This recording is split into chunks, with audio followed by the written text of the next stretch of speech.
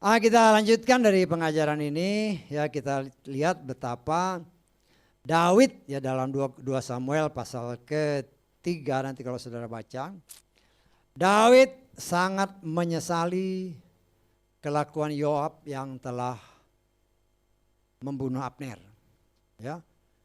Ingat, Abner itu setelah Saul mati, dia walaupun ada Isboset yang diangkat, anak Saul diangkat, tetapi Abner ini adalah orang yang lebih berpengaruh dari Isboset.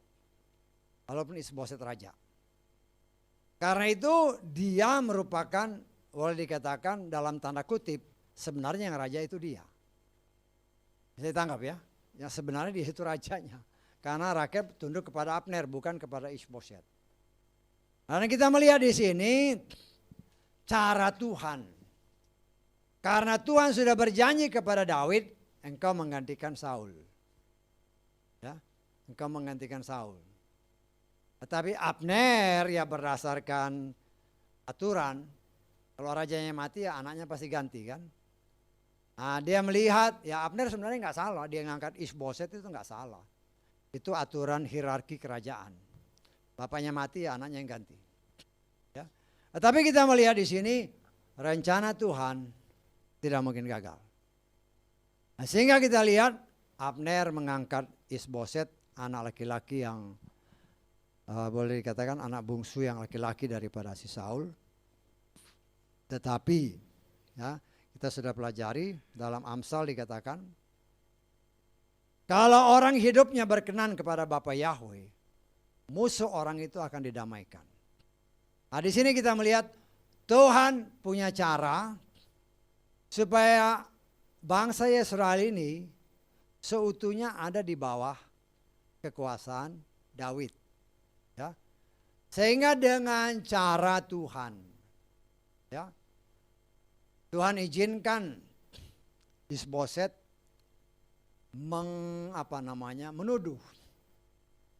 menuduh si Abner telah selingkuh dengan gundiknya Saul.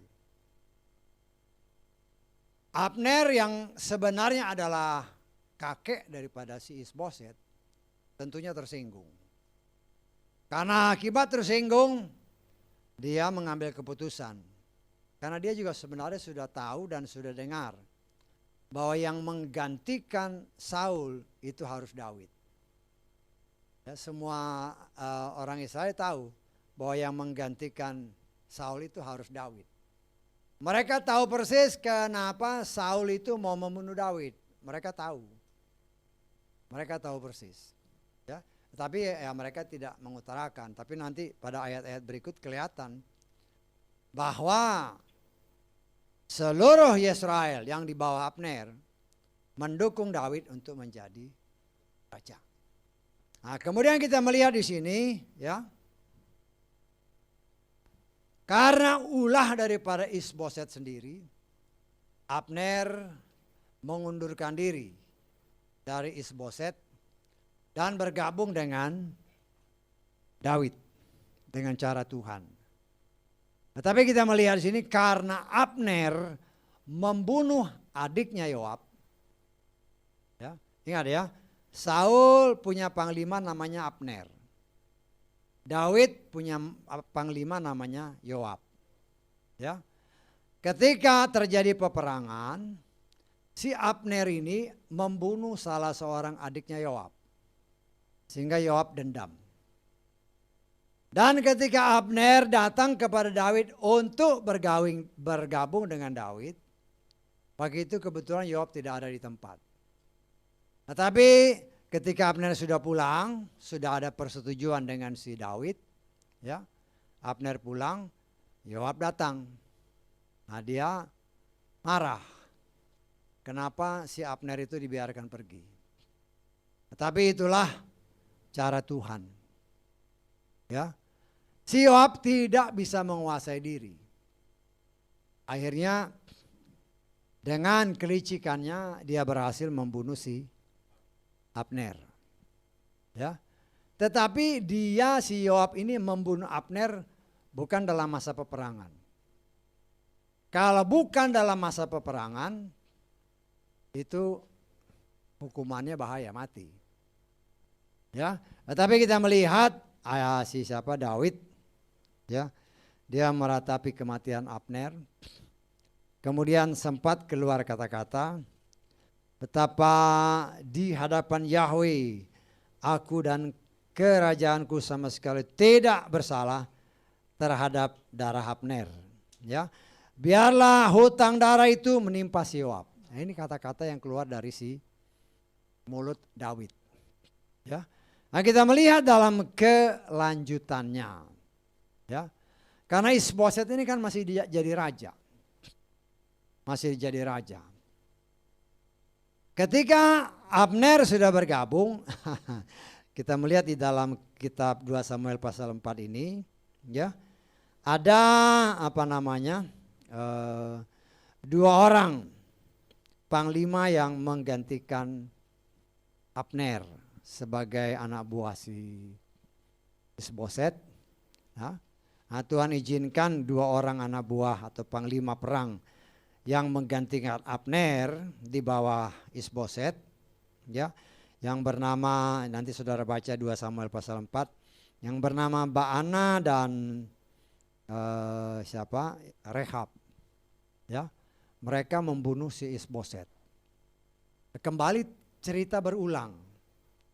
Setelah Isboset dibunuh, kepalanya dipenggal, dibawa kepada Daud. Nah, Daud tidak suka. Akhirnya dua orang panglima ini pun dibunuh. Daud perintahkan bunuh dia. Karena dia, orang kan dia pikir si Daud senang karena bawa kepalanya si Isboset ini, ya, dibawa, setelah dibunuh dibawa, ya malah si Daud nggak suka.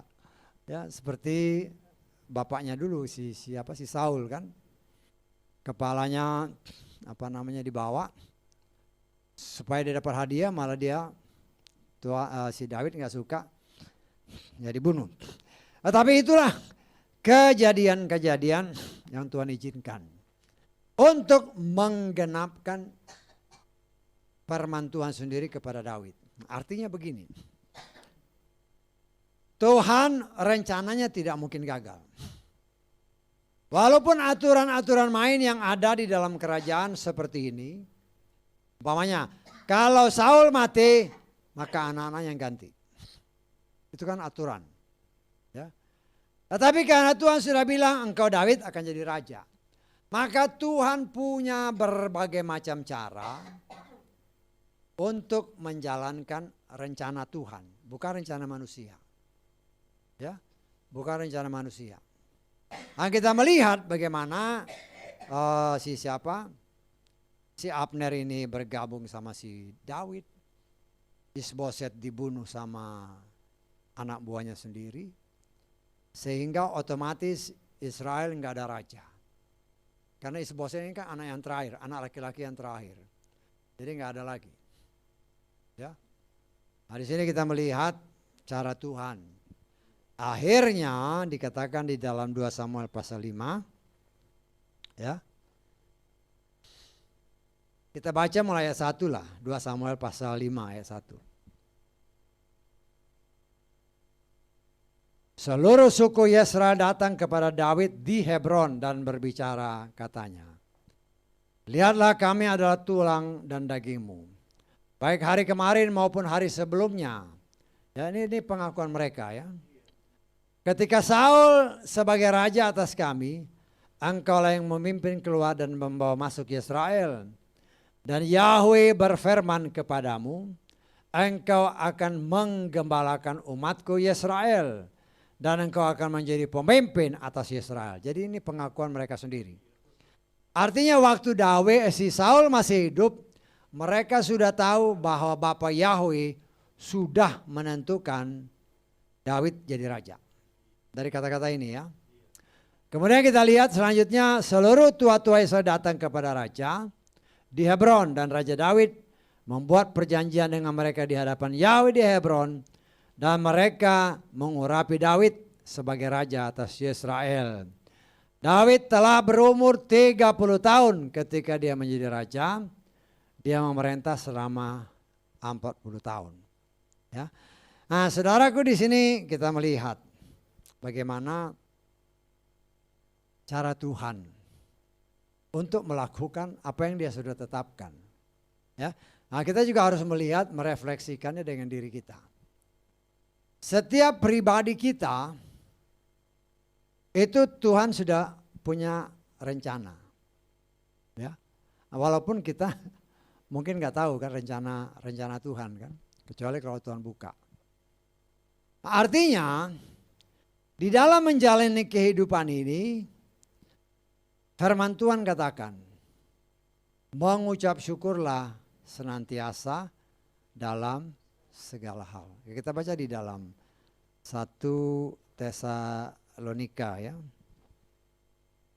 Pasal ke berapa? 5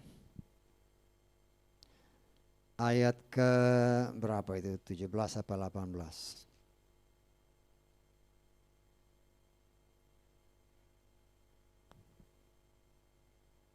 Ayat 18 kita baca ya.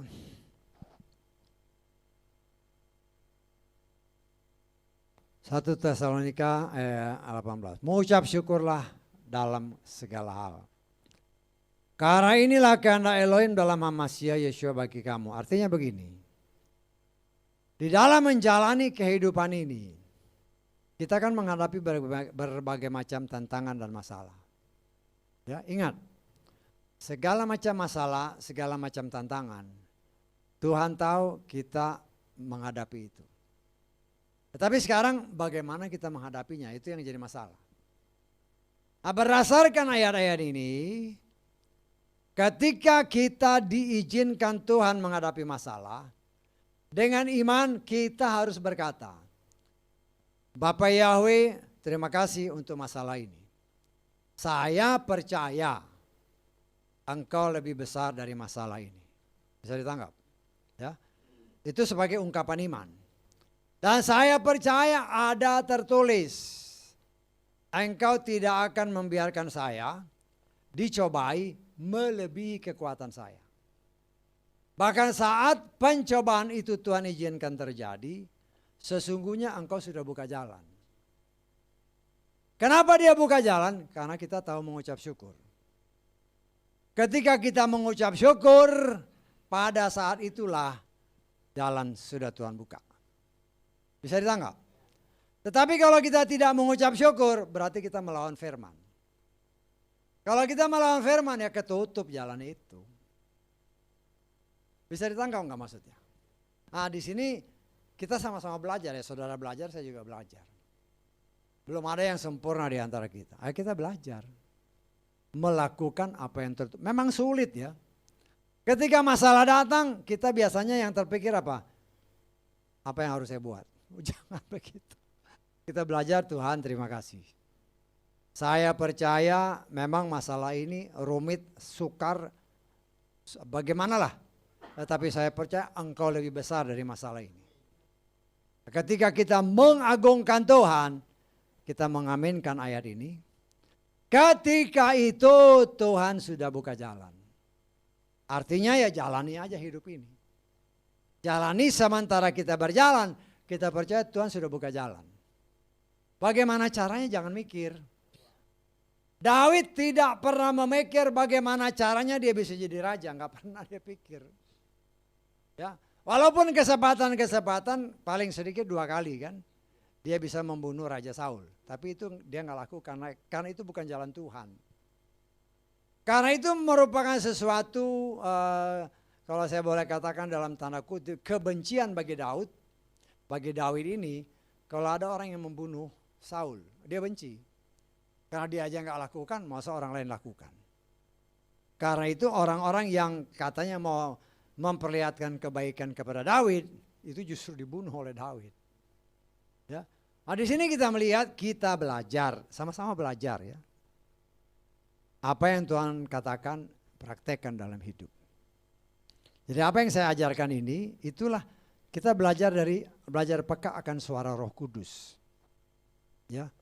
Semua kan kita menghadapi masalah. Tetapi ingat, masalah itu Tuhan izinkan terjadi bukan karena Tuhan membenci kita, bukan. Tetapi Tuhan izinkan itu terjadi untuk apa? Untuk menguji iman kita. Ya, kalau kita lihat di dalam 1 Timotius tadi kita lihat ya. 1 Timotius berapa tadi? 2 Timotius ya.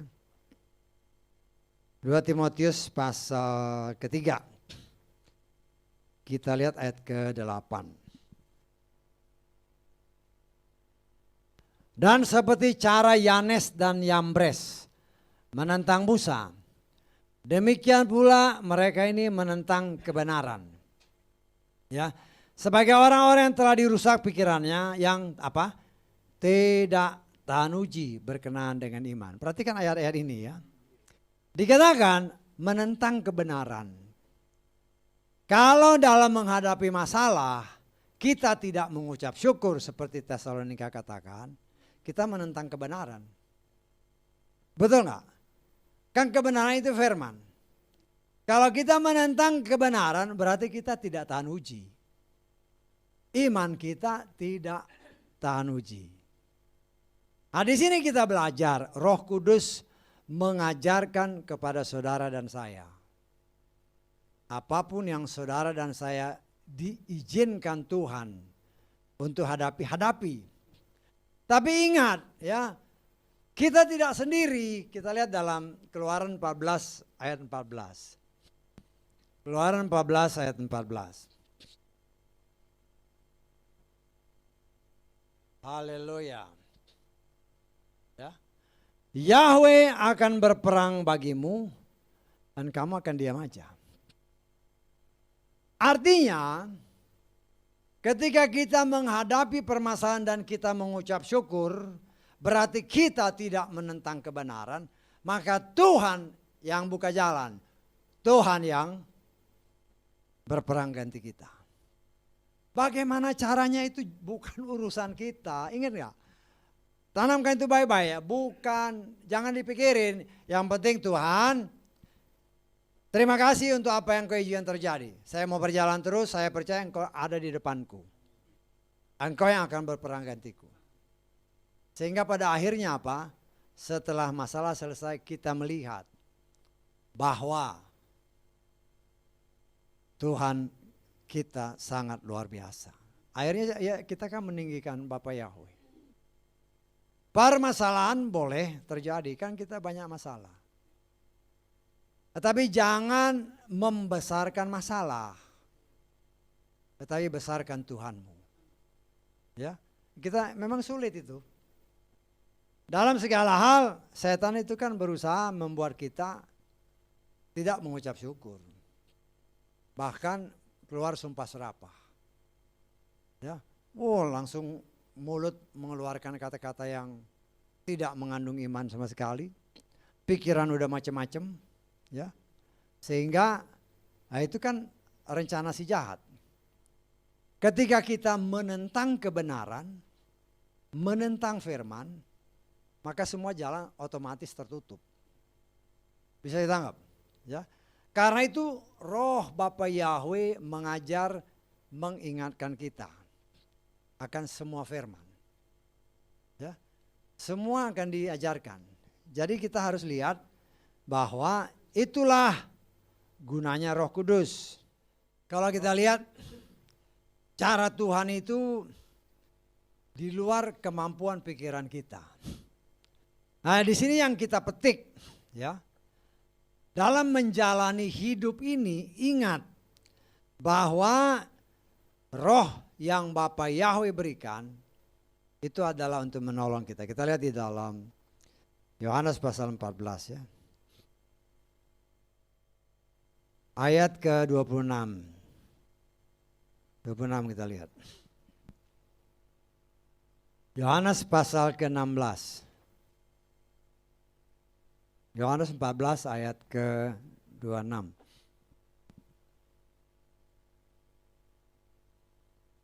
Namun penghibur yakni Roh Kudus yang akan Bapa utus dalam namaku, dia akan mengajar kamu apa? Segala sesuatu. Dan akan mengingatkan kamu segala sesuatu yang telah ku katakan kepadamu. Artinya Dia akan mengajar kita semua firman. Dan dia akan mengingatkan kita akan semua firman. Nah, kita belajar dengan pertolongannya untuk kita bisa mempraktekkannya di dalam hidup. Karena tanpa pertolongan Roh Kudus, kita lihat di dalam Yohanes pasal 16 ayat 12-13 ya. Yohanes pasal 16 ayat 12-13.